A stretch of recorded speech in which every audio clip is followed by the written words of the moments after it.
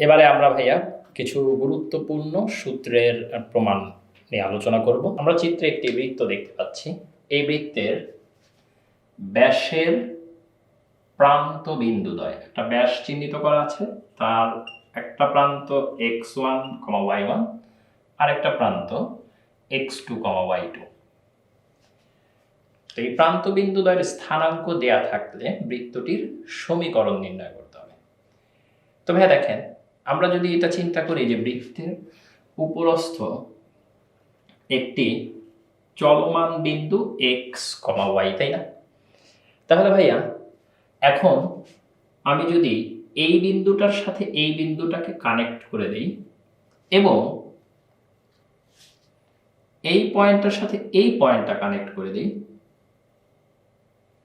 তাহলে আমরা অবশ্যই কথাটা বলতে পারি যে এই কোণটা এক সমকোণ বা ওয়ান রাইট অ্যাঙ্গেল, কারণ আমরা জানি অর্ধবৃত্তস্থ কোণ এক সমকোণ। তাহলে ভাই এখান থেকে আমরা এই বিষয়টা বলতে পারবো কিনা, যদি এই বিন্দুটা এ হয়, এই বিন্দুটা বি হয় আর এইটা পি হয়, তাহলে আমরা এই কথাটা বলতে পারি যে এপি রেখার ঢাল এবং বিপি রেখার ঢাল দ্বয়ের গুণফল -1, কারণ সরলরেখা দুটি পরস্পর লম্ব। অর্থাৎ আমরা বিষয়টা এরকম বলতে পারি, M AP into M BP equal to -1। M AP কি ইন্ডিকেট করতেছে? এপি রেখার ঢাল। এম বিপি কি ইন্ডিকেট করছে? বিপি রেখার ঢাল। তো এপি রেখার ঢাল কি হবে ভাইয়া? কোটি দ্বয়ের অন্তর ডিভাইডেড বাই ভুজ দ্বয়ের অন্তর, বসিয়ে দিই ভাইয়া। তাহলে এপি রেখার ঢাল হচ্ছে y minus y1 divided by x minus x1। এই যে ভাইয়া দেখেন, এই দুই বিন্দুর কোটি দ্বয়ের অন্তর y মাইনাস y1, ভুজ দ্বয়ের অন্তর x minus x1। Similarly BP রেখার ঢাল কি আসবে?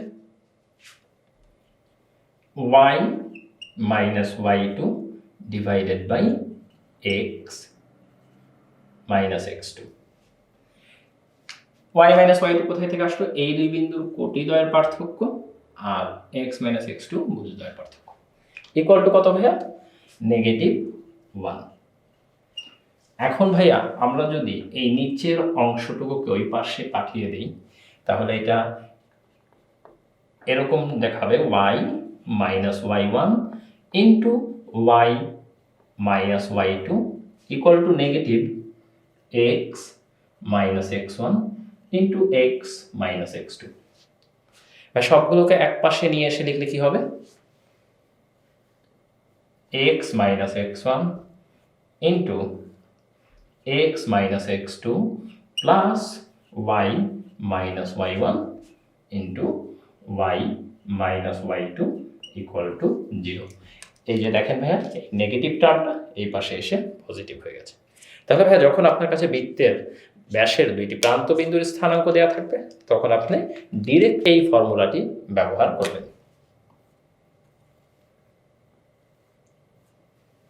এবারে আমরা বৃত্তের অক্ষদ্বয় থেকে কর্তিত অংশের দৈর্ঘ্য বের করব। তো ভাইয়া লক্ষ্য করেন, চিত্রে একটি বৃত্ত দেওয়া আছে, এই বৃত্তটির অক্ষদ্বয় থেকে কর্তিত অংশের দৈর্ঘ্য বের করব। শুরুতে আমরা এক্স অক্ষের জন্য যদি চিন্তা করি, তাহলে দেখো তো এই বৃত্তটা এক্স অক্ষ থেকে যে পরিমাণ অংশ কেটে নিয়েছে সেটা এটা, এবং এই দৈর্ঘ্যটা আমরা বের করতে চাই। আমাদের যদি বৃত্তটার সাধারণ সমীকরণ x square plus y square plus 2gx plus 2fy plus c equal to 0 হয়, তাহলে তার এক্স অক্ষ থেকে কর্তিত অংশের দৈর্ঘ্য কি হবে? প্রথম কথা, বৃত্তটা এক্স অক্ষকে যে বিন্দুতে ছেদ করেছে, এই যে দেখেন এই একটা বিন্দু, আরেকটা বিন্দুতে ছেদ করেছে, এইটা হচ্ছে আরেকটি বিন্দু। এই বিন্দুটার স্থানাঙ্ককে আমরা চিন্তা করতে পারি x1, 0। y এর মান কেন 0? কারণ বিন্দুটা x অক্ষের উপর অবস্থিত এবং x অক্ষের উপর অবস্থিত যে কোনো বিন্দুর জন্য y এর মান 0। এবং এই বিন্দুটার জন্য আমরা কি বলতে পারি? x2, 0। এবার সবাই একটু লক্ষ্য করি, আমরা তাহলে এই কথাটা বলতে পারি কিনা, x অক্ষকে যে যে পয়েন্টে বৃত্তটা ছেদ করেছে তার জন্য y এর মান 0।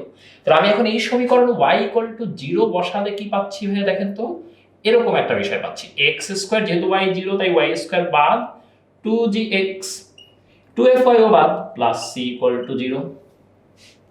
এখন এই দ্বিঘাত সমীকরণটাকে সমাধান করলে x এর যে দুটি মান পাওয়া যাবে ভাইয়া, সেই দুইটি মান হচ্ছে গিয়ে এই বিন্দুর x স্থানাঙ্ক এবং এই বিন্দুর x স্থানাঙ্ক। ভাই দ্বিঘাত সমীকরণকে সমাধান করার ফর্মুলা আমাদের মনে আছে, আমরা সবাই জানি ax² plus bx plus c equal to 0।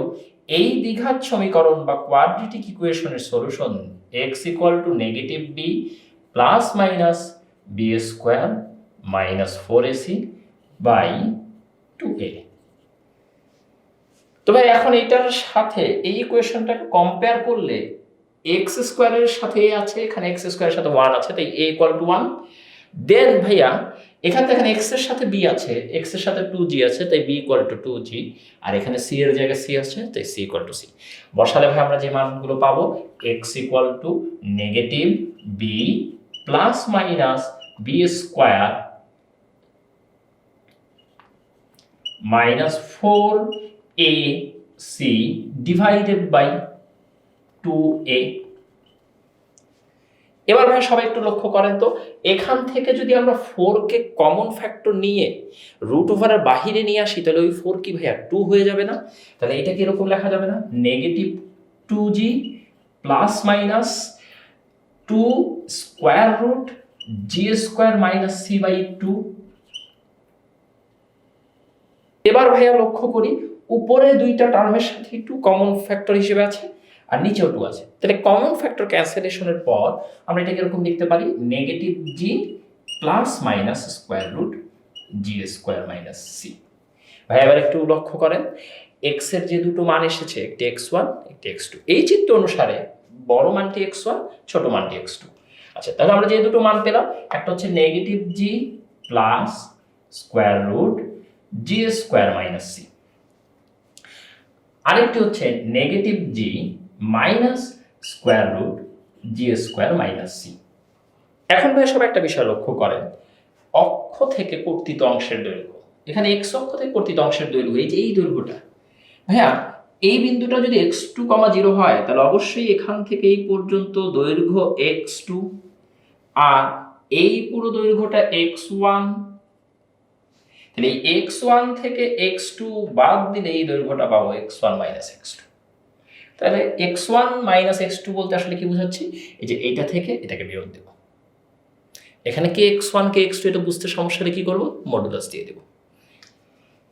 তাহলে ভাই দেখেন আমি এখানে বড়টা থেকে ছোটটা বাদ দিয়ে দিচ্ছি, বাদ দেওয়ার পরে ভাই দেখেন তো রেজাল্ট কি আসে, negative g plus square root g square minus c, negative negative positive g, negative negative positive square root g square minus c, তাহলে negative g positive g cancel, 2 square root g square minus c। এই যে ভাই বিষয়টা লক্ষ্য করি একটু, এই যে 2 square root g square minus c আছে, এইটাই আমাদের এখানে x অক্ষ থেকে কর্তিত অংশের দৈর্ঘ্য নির্দেশ করছে। তো ভাই দেখেন এখানে আমরা তিনটা ধরনের বৃত্ত গেছি, একটা একটা।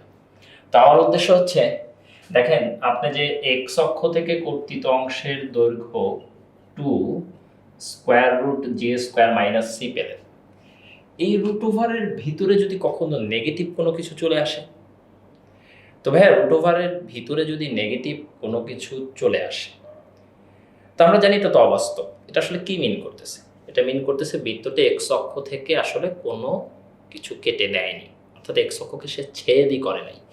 এই যে এই ঘটনাটা, এই বৃত্তটা তো x অক্ষকে ছেদ করেনি, এবং এটার জন্য g square minus c less than 0 হয়ে যাবে। এইটার জন্য g square minus c greater than 0 হয়ে যাবে। আর এই যে বৃত্তটা x অক্ষকে স্পর্শ করেছে, x অক্ষকে স্পর্শ করার কারণে অক্ষ থেকে কর্তিত অংশের যে দৈর্ঘ্যটা, এই দৈর্ঘ্যটাকে 0 বলবো। প্রশ্ন আছে অনেকে বলবে এটাকে 0 বলতে পারবো না, এটা আসলে ছেদ করেই নাই, তো এটা অবাস্তব কেস। আর এটা ছেদ করে নাই আসলে, কিন্তু স্পর্শ করেছে, অর্থাৎ দৈর্ঘ্যটা কমতে কমতে কমতে কমতে কি হয়ে গেছে, 0 হয়ে গেছে। তো এই ক্ষেত্রে আমরা কি পাবো, g square equal to c পাবো। তো ভাই এবার একটু খেয়াল করি, আমি এক্স অক্ষ নিয়ে অলরেডি আলোচনা করে ফেলেছি, ওয়াই অক্ষ থেকে কর্তৃত অংশের দৈর্ঘ্য আমরা এখান থেকে অটোমেটিক্যালি পেয়ে যাব। ভাইয়া সবাই যদি একটু খেয়াল করি, এক্স অক্ষ থেকে কর্তৃত অংশের দৈর্ঘ্য কি পেয়েছি, √2 √g² - c। আর এক্স অক্ষকে স্পর্শ করার শর্ত কি পেয়েছি ভাই, g² = c। আপনি এটা দেখে ওয়াই অক্ষের জন্য বলে দিতে পারবেন না ভাই? অবশ্যই বলে দিতে পারবেন, 2√f² - c। আর ওয়াই অক্ষকে স্পর্শ করলে f² = c।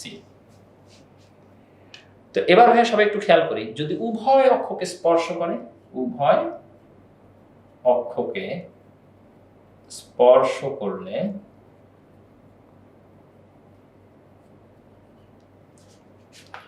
g² = f² = c, কারণ তখন এইটাও সত্য হবে, এইটাও সত্য হবে। তাহলে এই দুইটা একই সাথে সত্য মানে কি, g² = f² = c।